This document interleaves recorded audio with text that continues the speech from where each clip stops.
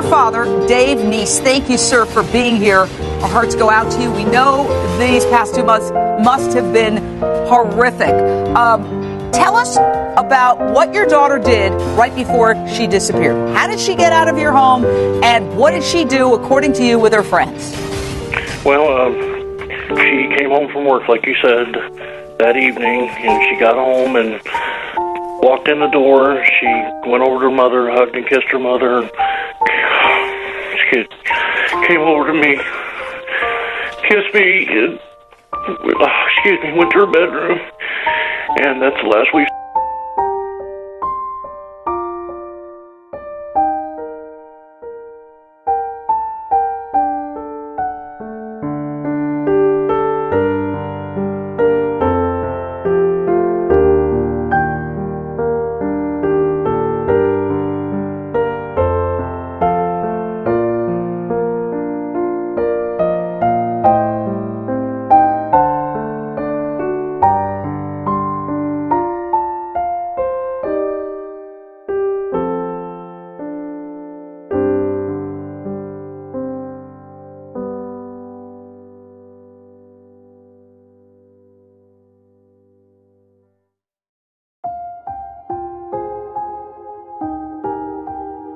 This is David Neese. I'm Skylar's father.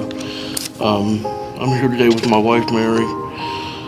I'm speaking to you on behalf of my daughter because she can't be here. On July 6th, she made a decision to leave our house and go through a window and supposedly go with 2 friends, and I use that term.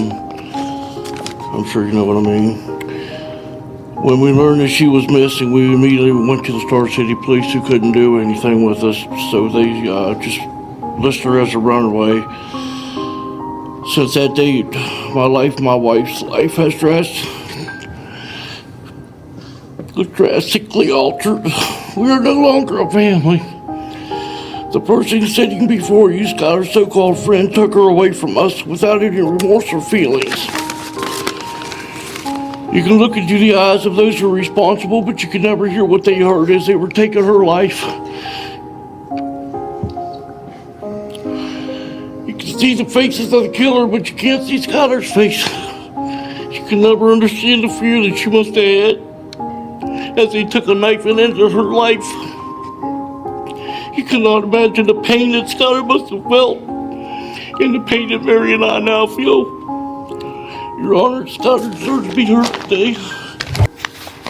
Ms. Eddy, would you please stand?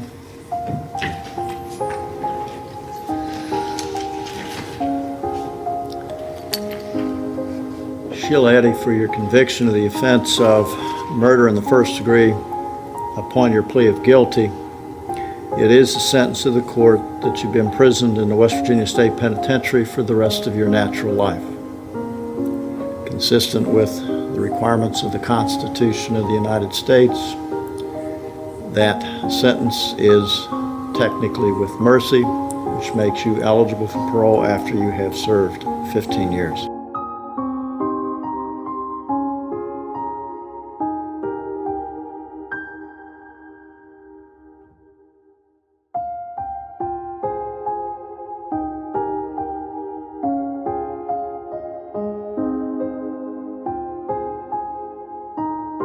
Apologies and everything else to sit on them, because that's about what they're worth to me and my wife. She has done nothing but make our lives a living hell since this day one. She did cooperate in the end because she knew that it was closing in on her, and yes, she would be caught. That's the only reason she feels remorse. Your Honor, I ask you to give her 40 years and plus if you can. And still to this day, we do not know why they did this. And that is a question we would like an answer to.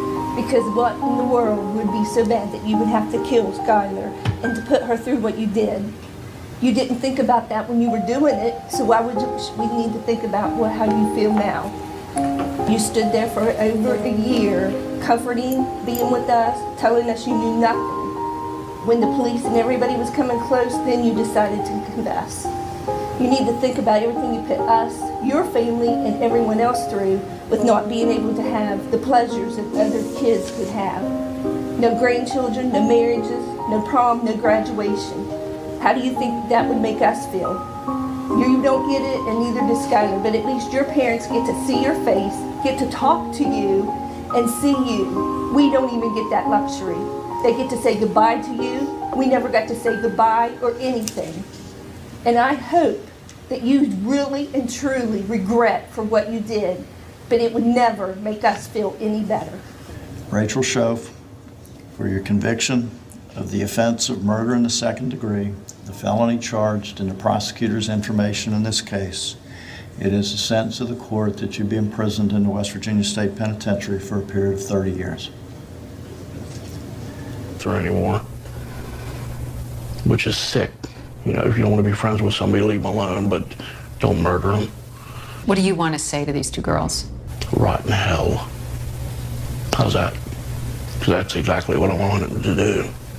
I want them to go through the pain and agony my daughters went through.